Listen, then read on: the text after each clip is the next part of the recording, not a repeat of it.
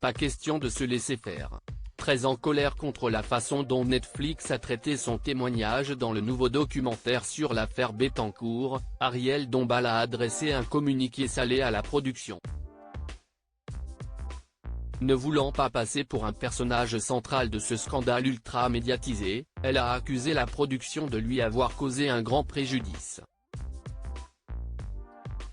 CIST, le nouveau documentaire Netflix qui fait le buzz, après les attentats du 13 novembre, l'affaire Grégory ou bien Monique Olivier, les producteurs de la plateforme ont décidé de s'attaquer à un nouveau sujet qui avait passionné la France il y a quelques années, l'affaire Bettencourt. Au centre de cette histoire, Liliane Bettencourt, une octogénaire héritière de l'Empire L'Oréal, est désignée comme étant la femme la plus riche du monde.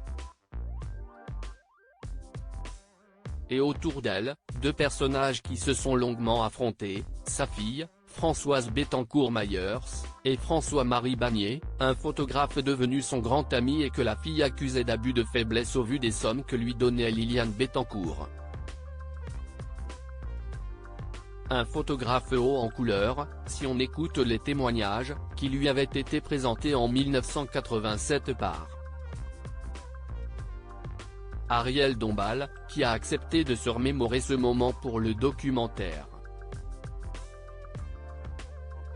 CIST, moi qui ai fait le lien entre eux, je lui ai dit, CIST, un photographe formidable, plein de spontanéité, qui photographie dans la rue, qui est très artiste, très drôle.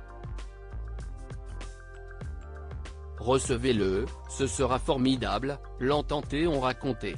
Le photographe a 40 ans à l'époque, et accepte de photographier Liliane Bettencourt. Il devient rapidement très proche de la milliardaire, à tel point qu'il est nommé légataire de sa fortune pendant plusieurs années. François-Marie est quelqu'un qui vous capture.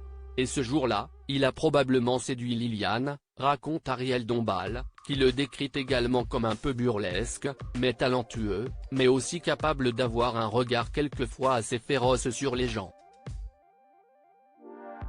Il est capable de séduire qui il veut. Il a un côté assez diabolique, conclut enfin la comédienne qui avoue qu'il aime les fêtes, le jeu et certaines mondanités. Un témoignage tronqué et des promesses non tenues, une façon de présenter les choses qui n'a finalement pas plu à Ariel Dombal, très remontée, elle a dénoncé les interventions tronquées qui lui sont prêtées, qui rythment le programme et la mettent au centre d'une affaire dont elle n'a été qu'un témoin parmi d'autres. Elle aurait découvert avec stupéfaction le résultat du documentaire, selon un communiqué virulent transmis ce lundi 13 novembre, à retrouver dans son intégralité dans notre diaporama.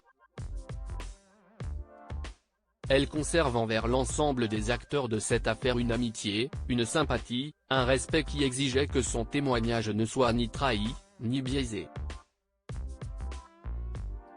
CIST, pourquoi elle avait exigé, et obtenu, que la production lui accorde la possibilité de revoir son témoignage afin qu'elle valide le montage de ses propos et leur insertion dans le programme, écrivent également ses représentants. Il faut dire que l'épouse de Bernard-Henri Lévy espérait sincèrement, sur la base des promesses écrites de la production, que son témoignage servirait une vérité, une honnêteté et une objectivité parfaitement absentes du produit final.